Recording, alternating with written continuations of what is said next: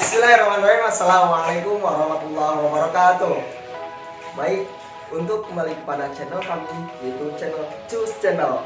Jangan lupa like and comment dan subscribe. Allahumma salli ala sayyidina Muhammad. Bismillahirrahmanirrahim. Assalamualaikum warahmatullahi wabarakatuh. Hamdan lillah, salatan ala rasulillah, amma ba'du.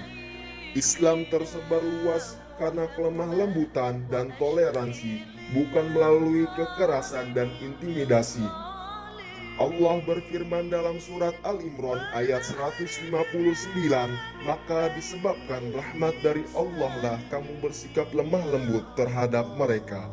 Sekiranya kamu bersikap keras dan berhati kasar, tentulah mereka akan menjauhkan diri dari sekelilingmu. Dengan kelembutan Nabi Muhammad SAW berhasil mengislamkan Umar bin Khattab, Khalid bin Walid, Abu Sufyan dan para kafir Quraisy lainnya. Dengan kasih sayang Wali Songo juga berhasil mengislamkan hampir seluruh penduduk Jawa. Islam yang benar itu merangkul, bukan memukul, mengajak, bukan menginjak, meredam, bukan mendendam, mendidik, bukan menghardik, mengilhami, bukan menghakimi, bersikap ramah, bukan marah. Islam itu lurus dan toleran. Bagaimana disabdakan Nabi, agama yang paling dicintai oleh Allah adalah agama yang lurus dan toleran. Hadis diriwayatkan oleh Bukhari. Mari sebarkan Islam yang mutawasid, lurus, toleran, dan moderat.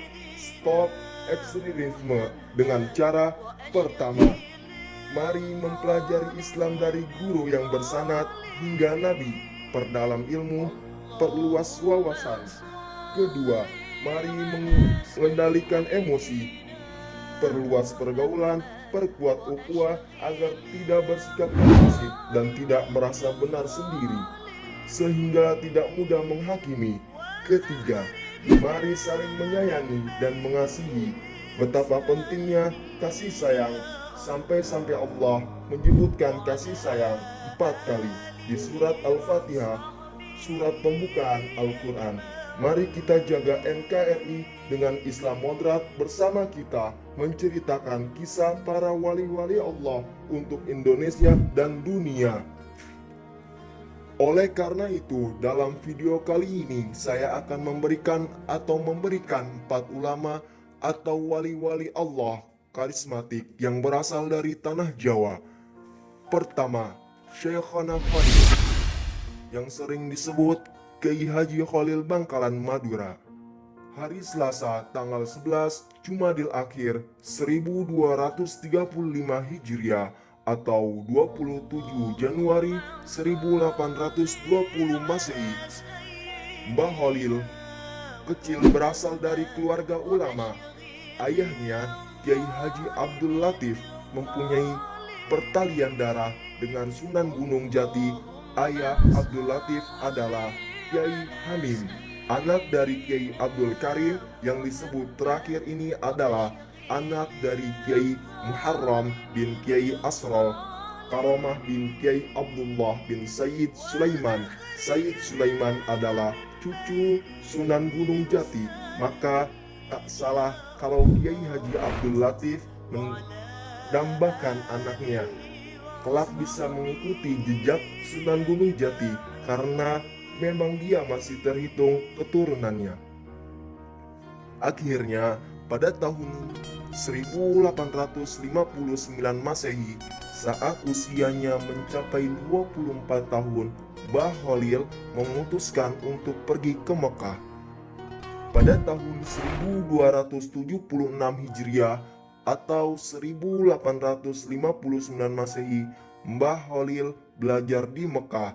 Di Mekah, Mbah Khalil belajar dengan Syekh Nawawi Al-Bantani, guru ulama Indonesia dari Banten. Di antara gurunya di Mekah, dialah Syekh Utsman bin Hasan Ad-Dimyati, Sayyid Ahmad bin Zaini Dahlan, Syekh Mustafa bin Muhammad Al-Makki, Syekh Abdul Hamid bin Mahmud Asy-Syarwani. Beberapa sanad hadis musalsal diterima dari Syekh Nawawi Al-Bantani dan Abdul Ghani bin Subuh bin Ismail Al-Bimawi, Bima Sumbawa. Mbah Khalil sewaktu belajar di Mekah seangkatan dengan Kiai Haji Hasyim Asy'ari, Kiai Haji Wahab Qasdullah, dan Kiai Haji Muhammad Dahlan. Namun ulama-ulama dahulu punya kebiasaan memanggil guru sesama rekannya, dan Mbah Khalil yang dituakan dan dimuliakan di antara mereka. Sebagai seorang ulama yang karismatik, beliau juga mendapatkan sebagai karomah yang sering diceritakan dari lisan ke lisan oleh para murid-muridnya, yang di antara lain seperti beliau dapat membela diri. Beliau meninggal di Martajabat, Bangkalan 1925 pada umur antara 104 tahun atau 105 tahun.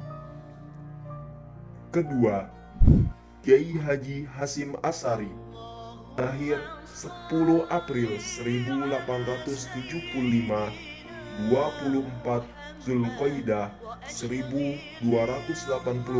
Hijriah, adalah pendiri Nahdlatul Ulama, organisasi massa Islam yang terbesar di Indonesia. Kiai Haji Hasyim Asy'ari adalah putra ketiga dari 11 bersaudara. Ayahnya bernama Kiai Asy'ari, pemimpin pesantren Keras yang berada di sebelah selatan Jombang. Ibunya bernama Halimah. Dari garis ibu, Hasyim merupakan keturunan ke-8 dari Jakatingkir, Sultan Pajang. Kiai Haji Hasyim Asy'ari belajar dasar-dasar agama dari ayah dan kakeknya. Kiai Usman yang juga pemimpin pesantren Ngendeng di Jombang. Sejak usia 15 tahun, beliau berkenal menimba ilmu di berbagai pesantren, antara lain pesantren Wonokoyo di Probolinggo, pesantren Langitan di Tuban, pesantren Trenggilis di Semarang, pesantren Kademangan di Bangkalan, dan pesantren Siwalangan di Sidoarjo. Pada tahun 1893, ia berangkat lagi ke Tanah Suci.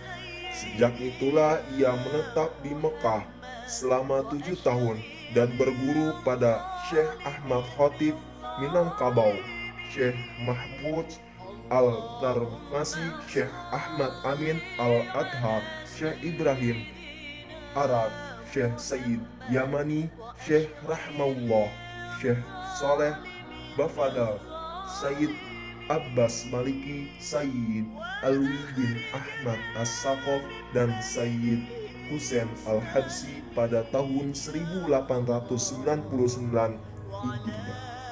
Sepulangnya dari Makkah, Kiai Haji Hasyim Asy'ari mendirikan pesantren Tebu Ireng dan kelak menjadi pesantren terbesar dan terpenting di Jawa pada abad 20. Beliau wafat pada tanggal 25 Juli tahun 1947 Masehi karena pendarahan otak dan dimakamkan di Tebu Ireng, Kabupaten Jombang. Ketiga, Kiai Haji Ahmad Dahlan. Kiai Haji Ahmad Dahlan lahir di Yogyakarta 1 Agustus 1868 yang merupakan pendiri Muhammadiyah. Dia adalah putra keempat dari 7 bersaudara dari keluarga Kiai Haji Abu Bakar. Kiai Haji Abu Bakar adalah seorang ulama dan khatib terkemuka di Masjid Besar Kesultanan Yogyakarta pada masa itu. Nama kecil Kiai Haji Ahmad Dahlan adalah Muhammad Darwis. Dia termasuk keturunan yang ke-12 dari Maulana Malik Ibrahim, salah seorang yang terkemuka di antara Wali Songo, yaitu pelopor penyebaran agama Islam di Jawa. Silsilahnya tersebut ialah Maulana Malik Ibrahim, Maulana Ishaq, Maulana Ainul Yakin, Maulana Muhammad Abdullah, Sunan Prapen Maulana Sulaiman Ki Ageng Kribi, Jatinon, Demang di Jurung Safisan, Demang Zurung Ziro, Kapindo Kiai Ilyas, Kiai Multada, Kiai Haji Muhammad Sulaiman, Kiai Haji Abu Bakar, dan Muhammad Darwis Ahmad Dahlan. Ketika pulang kembali ke kampungnya tahun 1888, ia berganti nama menjadi Ahmad Dahlan. Pada tahun 1903, ia bertolak kembali ke Mekah dan menetap selama 2 tahun. Pada masa ini, dia sempat berguru kepada Syekh Ahmad Khotib yang juga guru dari pendiri NU, Kiai Haji Hashim Asy'ari. Pada tahun 1912, ia mendirikan Muhammadiyah di kampung Kauman, Yogyakarta.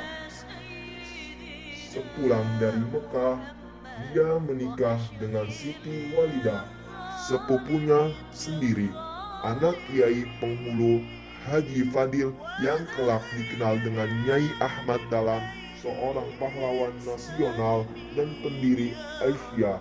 Dari perkawinannya dengan Siti Walidah, Kiai Haji Ahmad Dahlan mendapat 6 orang anak, yaitu Zohana, Sirat Dahlan, Siti Busro, Irfan Dahlan, Siti Aisyah, Siti Zahra.